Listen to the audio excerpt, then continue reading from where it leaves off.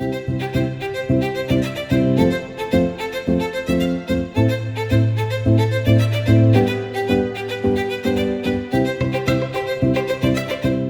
what do you have for us today? Well, today I'd like to show you this hidden gem in Brandon. That is the B.J. Hales Natural History Gallery, located right here in our museum.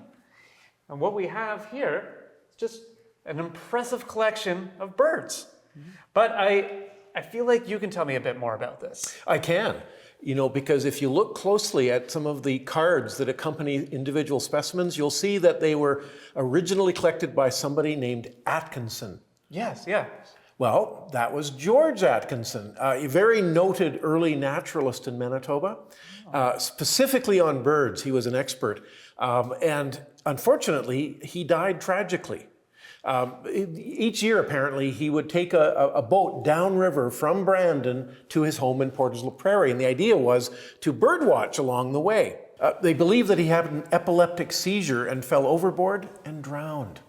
That was in 1913, and that coincides with the year that B.J. Hales opened his Museum of Natural History. So what I think happened was that Atkinson passed away, his enormous collection was in limbo.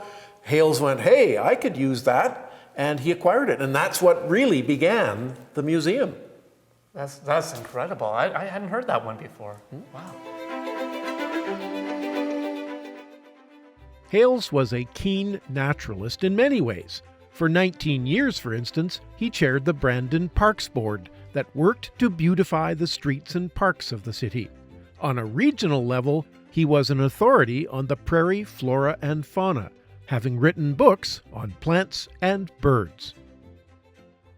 We're here in South Brandon on the site of the former Brandon Normal School, a school for training teachers. 1913, when it first opens, B.J. Hales is its principal. And one of the first things he did was install his museum, his collection of plant and animal specimens, for the benefit of those new teachers. Jump forward to 1942. They need the building for training military personnel during the Second World War. The normal school moves out. They have to find a new home for the B.J. Hales collection. It moves into storage in one of the elementary schools here in the city. It stays there until 1948. Then they have to move it out. So they move it into the school division offices. And it's there for many years until finally they transfer it to the care of Brandon College, which of course then later became Brandon University. And the university had it until 2009.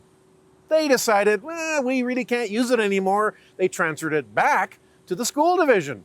The school division said, we really don't have a use for it right now. We'll put it back into storage. It sat in storage then until 2013 when they moved it to what I hope will be its forever home, the Brandon General Museum and Archive.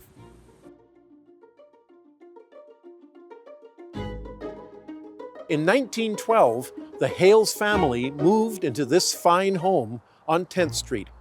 It was a beautiful home featuring oak millwork inside. Out on the grounds, Hales himself built a stone wall, a fish pond, a fireplace. Jump forward to 2007, the city of Brandon designates it as a municipal heritage building, which hopefully preserves it from destruction. Unfortunately, the vicinity has been developed with multi-family residences, and conceivably that could happen here too. But it is hoped that that designation will protect it into the future.